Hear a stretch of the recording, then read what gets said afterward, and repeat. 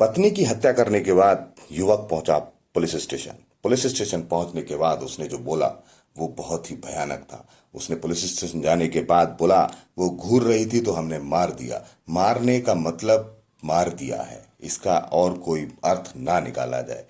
ये मामला जहांगीराबाद का है।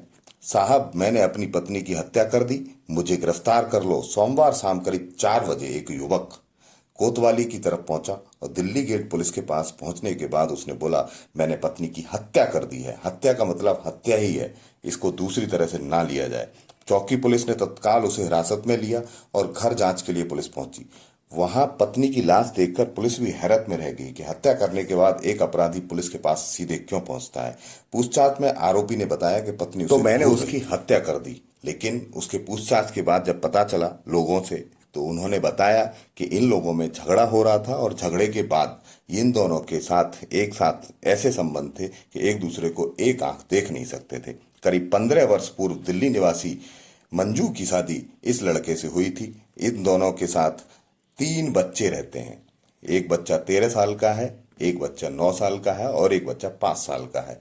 तीनों बच्चों में से तीनों बच्चियां हैं, लड़कियां हैं, और 2 लड़कियां स्कूल गई हुई थीं और एक छोटी बेटी घर पर ही थी। तीनों बेटियों के साथ ये परिवार शुरुआत में बड़े आसानी से बड़े अच्छे तरीके से रहता था, लेकिन बाद में विवाद होना शुरू हो गया। सोमवार दोपहर करीब 3 बजे दोनों में किसी बात को लेकर विवाद हुआ। विवाद इतना बढ़ गया कि सचिन ने अपनी मंजू के गले पर ब्लेड से वार कर दिया। खून निकलने पर उसने गला दबाकर हत्या की। मोहल्ले के लोगों के मुताबिक पति पत्नी दोनों स्थानीय नगर पालिका में सफाई कर्मी के पद पर काम करते हैं। वाल्मीकि समाज से ये दोनों ताल्लुक रखते थे और सफाई कर्मी के रूप में ये कार्यरत थे। दोनों लोग काम पे जाते थे। काम करने के लौटने के बाद अपने घर पे दोनों में विवाद होने के चांसेस बहुत रहते थे। कई बार मोहल्ले के लोग भी ये सारी चीजें सुनते थे। आरोपी को गिरफ्तार करने के बाद थाना पुलिस मौके पर पहुंची, जहां मंजू का शव जमीन पर पड़ा हुआ मिला।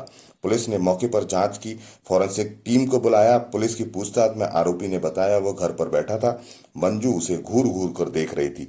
इसी बात पर दोनों में झगड़ा हुआ। हालांकि पुलिस जांच के कारणों का स्पष्टीकरण देने के लिए अभी कंप्लीट कुछ नहीं कह रही है। इन सारी चीजों से ये पता लगता है कि आरोप जब होता है, कोई अपराध जब होता है, इस अपराध के पीछे कुछ न कुछ कहानी होती है।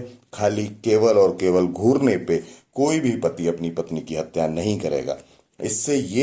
इस स्टोरी से ये दिखाई देता है कि अपराध करते समय जो घटनाक्रम होते हैं वो बहुत छोटे होते हैं।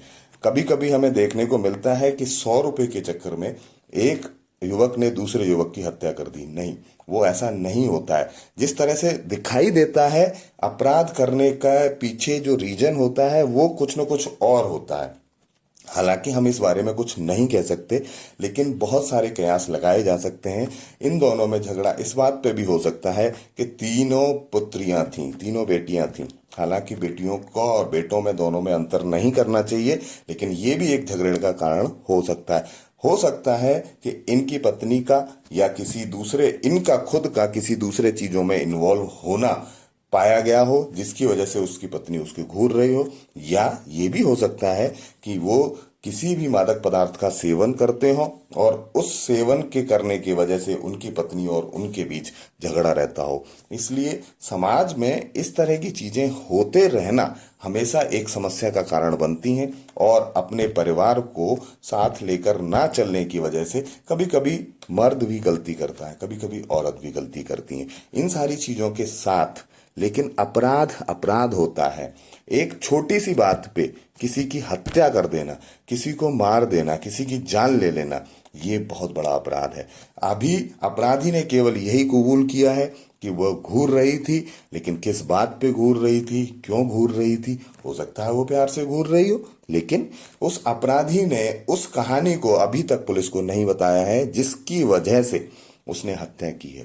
लेकिन ये एक बहुत ही अलग तरह की घटना है जिसमें अपराधी पुलिस को जाके ये बताता है कि वो घूर रही थी तो वो मैंने मार दी। लेकिन इसके पीछे कोई और राज जरूर होगा। आगे आने वाले समय में ये राज खुलेगा तो हम आपको ये सारी चीजें आपको बताते रहेंगे। लेकिन एक अपराधी का अपनी पत्नी का घर में हत्या करना, उस समय उसकी सबसे छोटी बेटी जो थी वो घर पर ही थी, उस पे क्या असर पड़ेगा? उसने देखा होगा जरूर, चाहे वो बहुत छोटी हो, लेकिन उसके मन में एक छाप जरूर रह जाएगी कि मेरे पिता ने मेरी माँ की हत्या कर दी। और इन सारी चीजों से एक समाज में कुंठा की भावना जरूर रहती है। महिलाओं को ये जरूर सोचना चाहिए कि वो अपने परिवार को सही तरीके से चलाएं, पतियों को भी ये सोचना चाहिए कि वो अपने परिवार को सही तरीके से चलाएं। लेकिन इस तरह के अपराध होते रहते हैं। इन सारी चीजों के लिए दोनों लोग जिम्मेदार होते हैं। कभी कभी एक तरफा भी होता है, कभी कभी दो तरफा भी होता है। हम किसी डिसीजन के बारे में नहीं बता सकते, पर ये गलत है।